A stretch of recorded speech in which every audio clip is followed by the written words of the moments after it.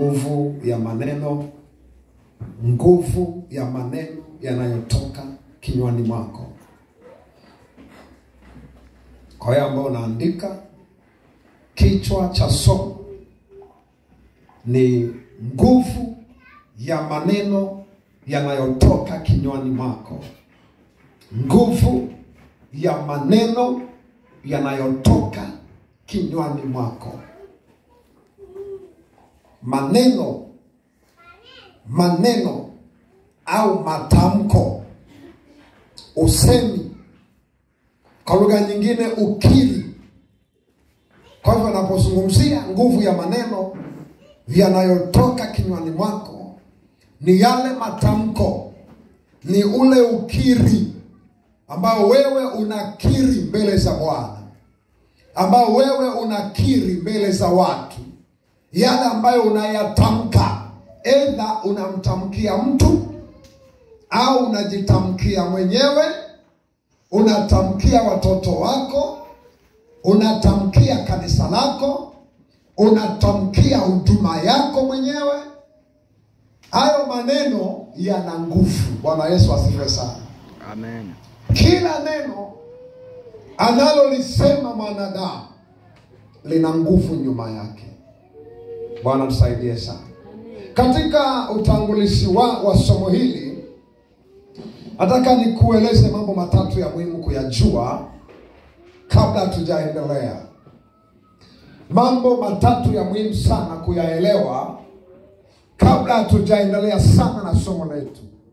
Jambo la kwanza, tambua kwamba kila neno unalosema au unalosikia, kila neno unalolisema au unalosikia, kuna roho itendayo kazi nyuma yake.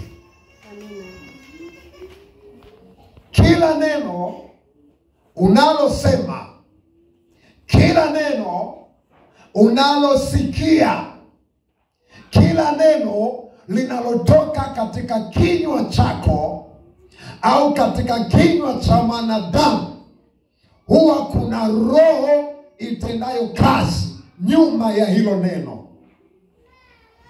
Maana yake nini? Ukitamka neno la baraka, maana yake kuna nguvu inayoweza kuachilia baraka nyuma ya hilo neno.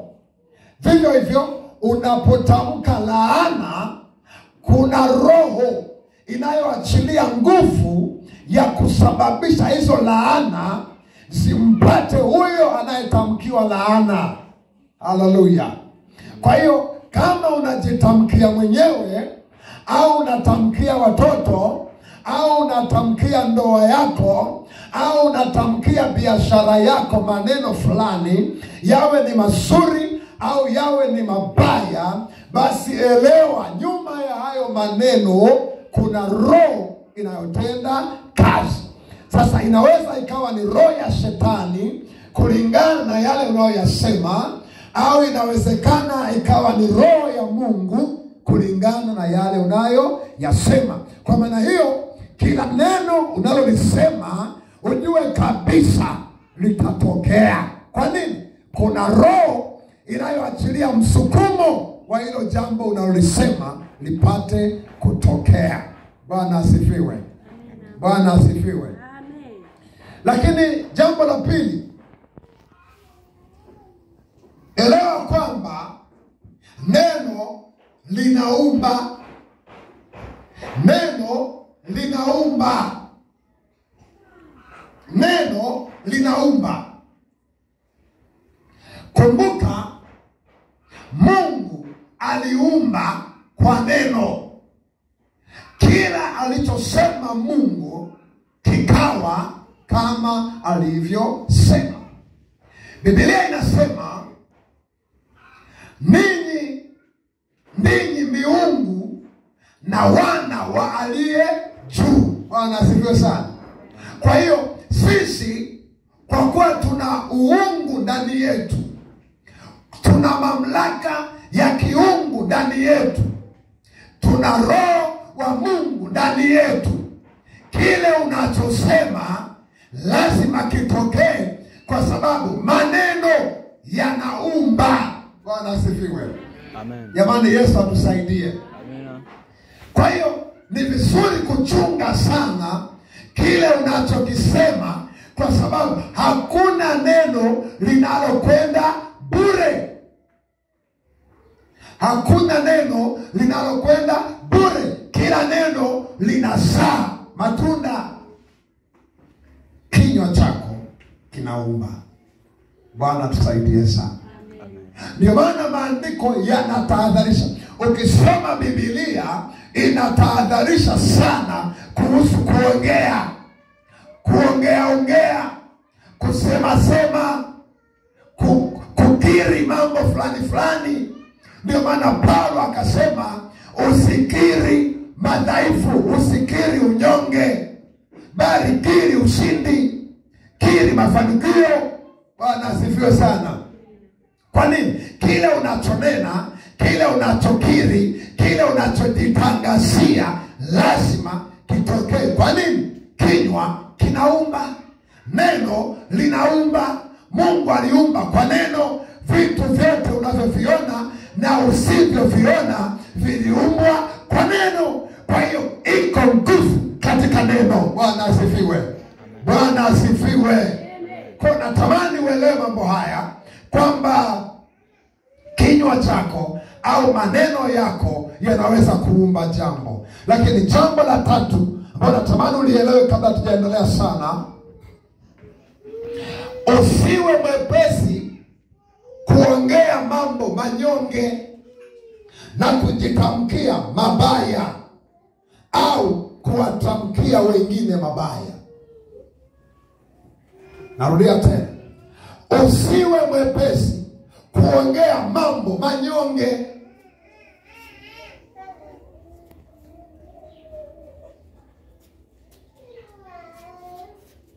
Usiwe mwepesi kuongea mambo manyonge. Usijitamkie mabaya, wala usitamkie wengine maneno mabaya.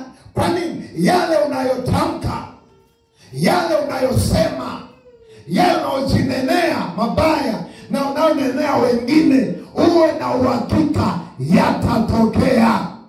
Otherwise, wale unaowatamkia mabaya wawe na uwezo wa kuyafuta, wawe na uwezo wa kuyashinda. Lakini kama hawana uwezo wa kuyashinda, yanaweza yakawapata, yanaweza yakakupata. Haleluya.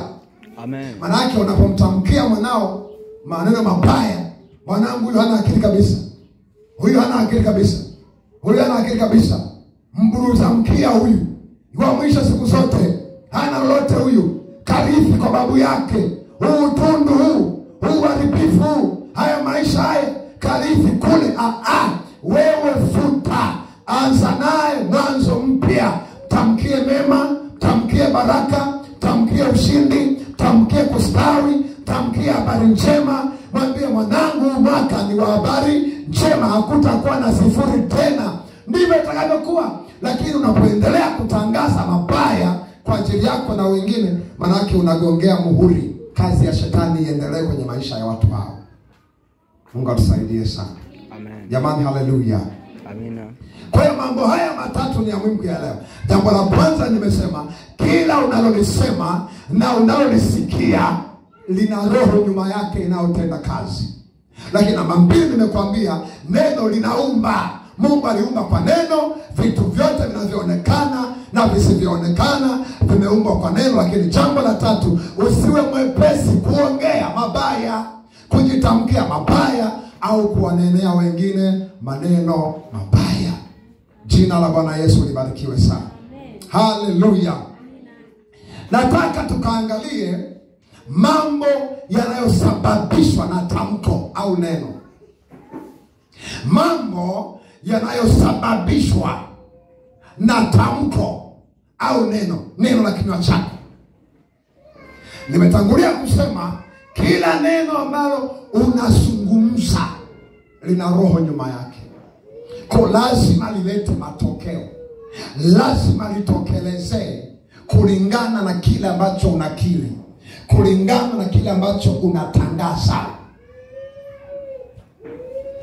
Mambo yanayosababishwa na tamko au neno, hasa neno baya. Bwana Yesu asifiwe sana. Nataka kaandika pale neno baya. Mambo yanayosababishwa na tamko au neno baya. Sikia nikwambie,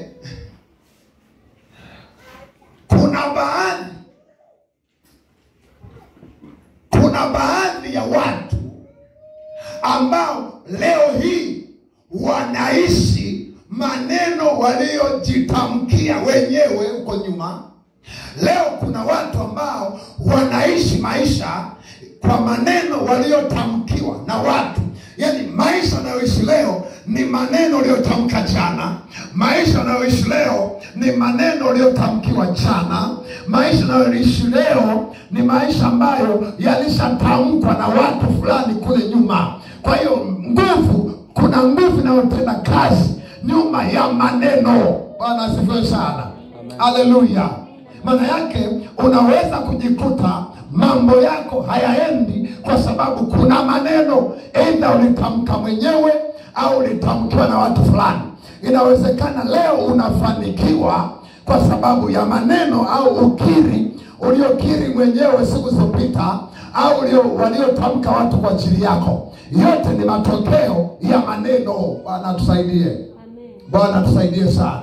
Amen. Unaweza kuwa mnyonge leo, unaweza kuwa dhaifu leo, unaweza kuwa na shida leo, unaweza kuwa na maisha fulani hayaendi, hayapigi hatua, uko pale pale. Kumbe kuna ukuta wa maneno. Walishasema huyu hatavuka, huyu hataendelea, huyu hatafanikiwa, atakuwa vile vile, ukoo wake uko hivi, kwa hiyo na yeye atakuwa hivyo. Mungu tusaidie sana. Sasa kwa bahati mbaya, hata wewe unajitamkia mabaya, hujawahi kufuta matamko uliotamkiwa, hujawahi kufuta yale ulionenewa. Haleluya. Bwana tusaidie. Leo utakapotambua ya kwamba kuna athari, ninaishi kwenye athari ya maneno niliyotamkiwa, utakuwa na wajibu wa kuanza kuyafuta. Walitamka laana hapa, mimi napabariki kwa jina la Yesu aliye hai. Walinitamkia ugonjwa na kifo, mimi natangaza uzima na uhai. Walinitangazia kuanguka kiuchumi, kuanguka kiroho, mimi sitaanguka, nitainuka kiuchumi, nitainuka kiroho. Lazima tupingane na maneno yaliyotamkwa. Bwana tusaidie sana. Ukiyakubali matamko mabaya, yatakupata. Haleluya. Haleluya. Leo kuna watu wanaishi mazingira magumu. Kuna vijana hawaowi, kumbe wakati viko vitoto hivi, kuna kibibi fulani hivi kilimwambia wewe ni mume wangu, na akakubali. Sasa leo nataka kuoa, vinashindikana. Kwa nini? Mke wako kama ni kabibi kalishakufa pengine. Sasa lazima ufute yale maneno. Nafuta maneno aliyonitamkia yule bibi kwamba mimi ni mume wake. Nafuta kuanzia leo, mimi sio mume wake. Bwana nipe mke wangu. Haleluya. Vivyo hivyo na mabinti wengine waolewi, miaka inaenda. Wakati mwingine sio jaribu, wakati mwingine sio kwamba wakati wa Bwana pato, lakini kule nyuma kuna vitanzi mwanangu, vimeshapigwa ni balaa, uchomoki mpaka umefuta hayo maneno. Walisema wewe mtoto ni mlembo, wewe ni mke wangu. Wakati mwingine mpaka na mama yako mzazi alikubali, anakata kale kababu, baba mkwe wangu, katoto kako hivi na liseli zima, mama wa mtoto anamwita wale babu eti baba mkwe. Manake mwanao umekubali aolewe na kizee kwenye ulimwengu wa roho. Lazima ufute kwa jina la Yesu. Lazima ufute ili Bwana afanye jambo jipya. Kwa nini? Kila neno linalosemwa lina roho nyuma yake. Bwana asifiwe. Amen. Bwana asifiwe. Amen. Kuna vitu vingine kwa sababu tumezoea kusema, basi unajikuta hivyo hivyo. Mungu atuhurumie. Unajikuta umeingia tu kwenye mkumbo. Jamani, amen. Na kuna shida nyingi zimetokea. Bwana tusaidie. Shida nyingi zimetokea. Matamko, maneno yana athari kubwa kuliko unavyodhani. Kila ambacho unasema, kiwe ni kizuri au kiwe ni kibaya, lazima kitaathiri maisha yako. Yaani kila neno lina athari zake. Tunapozungumzia athari, neno athari maana yake ni matokeo, yani kile kinachozalishwa na hicho ambacho unakisema, iwe ni kibaya au ni kizuri. Kuna athari mbaya na kuna athari nzuri. Unaweza ukaathiriwa na kitu kizuri ukawa mzuri, unaweza ukaathiriwa na kitu kibaya ukawa mbaya. Kwa hiyo maneno yanayotoka kinywani mwako yana athari. Ambaye jirani yako, chunga kinywa chako. Haleluya.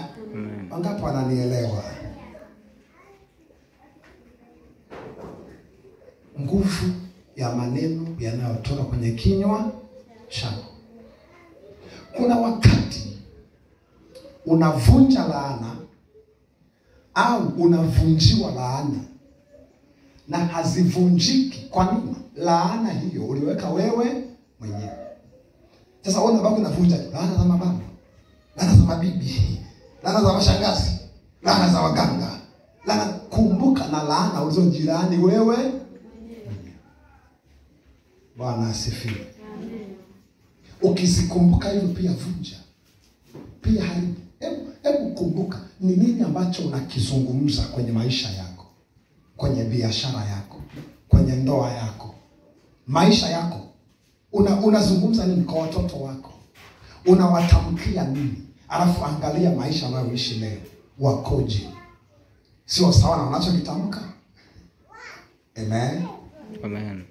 Na kama bado wako vizuri, basi pona leo, usiendelee kuwa laani, maana hiyo laana itawaharibu kesho. Jamani, amen. Twende kwenye maandiko kwanza kidogo. Fungua kitabu cha Mithali. Naomba mtu mmoja anisomee Mithali. Ili tuende chapchap. Mmoja anifungulie Mithali 6 mstari wa kwanza.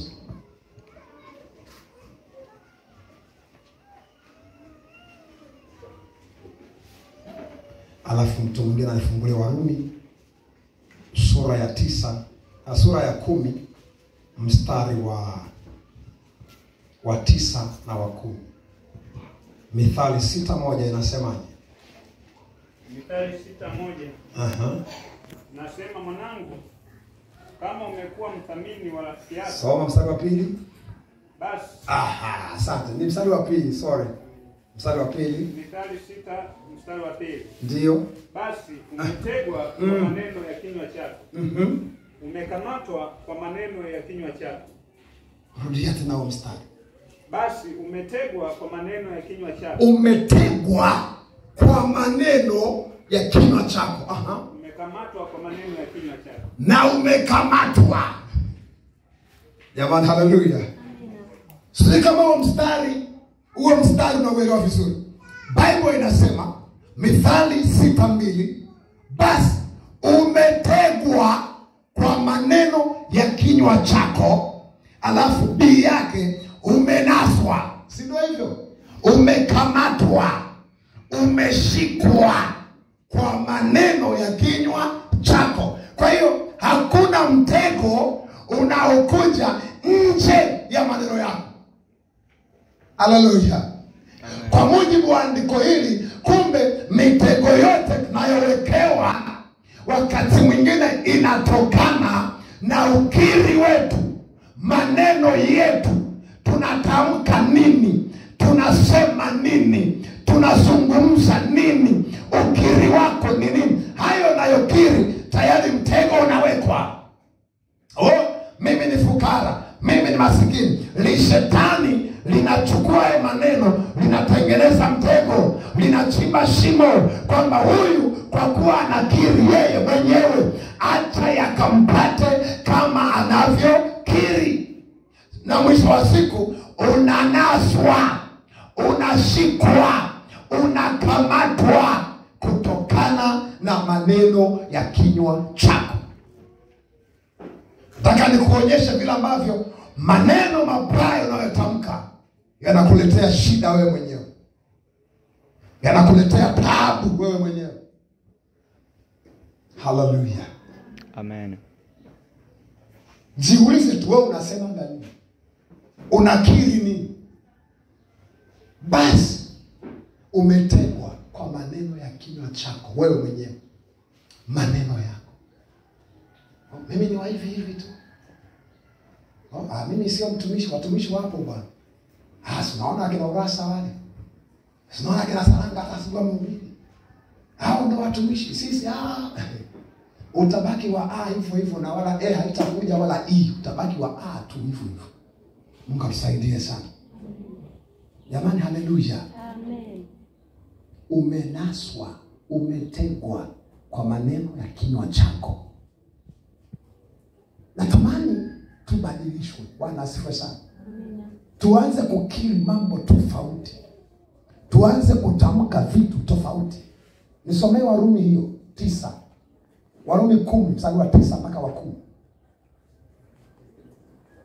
Nani alishafika hapo? Some Saranga umefika. Warumi 10:9. Kwa sababu ukimkiri Yesu kwa kinywa chako ya kuwa ni Bwana na kuamini moyoni mwako ya kuwa Mungu alimfufua katika wafu, utaokoka. Rudia tena. Kwa sababu ukimkiri Yesu kwa kinywa chako ya kuwa ni Bwana na kuamini moyoni mwako ya kuwa Mungu alimfufua katika wafu, utaokoka. Bwana asifiwe sana. Ukimkiri Yesu kwa kinywa chako na kuamini moyoni mwako, Bwana asifiwe sana.